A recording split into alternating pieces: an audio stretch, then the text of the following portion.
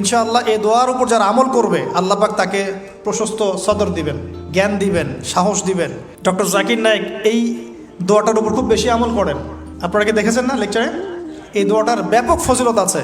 তো মুসা আলাইহিস সালাম বলছেন, আল্লাহ আমার এই সমস্যা, আল্লাহ বলছেন এই দোয়া করো, রব্বিশ রহলি সদরি। আমরা কি দোয়া করবো তাহলে? রব্বিশ রহলি সদরি, আল্লাহ আমার এই কলিজাটা বড় করে দাও। মানে আমার কলিজা বড় করো মানে কি? সাহস বাড়িয়ে দাও। দিনের দাওয়াত দেওয়ার জন্য কি লাগে? সাহস। আমার সাহস বাড়িয়ে দাও।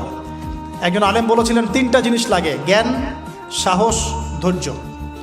দিনের দাওয়াত দিতে এবং দিন বিজয় করতে 3টা জিনিস লাগবে, জ্ঞান, সাহস, ধৈর্য। হে আল্লাহ আমার বক্ষকে প্রশস্ত করো, ওয়াসসিরলি আমরি, আমার কাজকে সহজ করে দাও। আমার কাজ সহজ নয়, কাজটা সহজ করে দাও। ওয়াহলুল উকদাতাম মিন লিসানি, আমার জড়তা আছে জিহ্বায় দূর করে দাও। ইয়াফকাহু কওলি, যাতে করে আমার কথা মানুষ বুঝতে পারে। ডক্টর জাকির নায়েক এই দোয়াটার উপর খুব বেশি আমল করেন। মুসা আলাইহিস সালামকে আল্লাহ পাক ফিরআউনের কাছে পাঠিয়েছেন। কোরআনের পাতায় পাতায় মুসা ফিরআউন, মুসা ফিরআউন, মুসা ফিরআউন।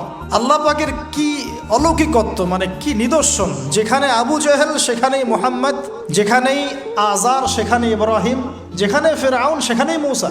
তাহলে এই যুগেও যেখানেই যত বেশি করাপশন, যত বেশি অন্যায় অবিচার, সেখানে তত বড় মুমিনের জন্ম হবে ইনশাআল্লাহ।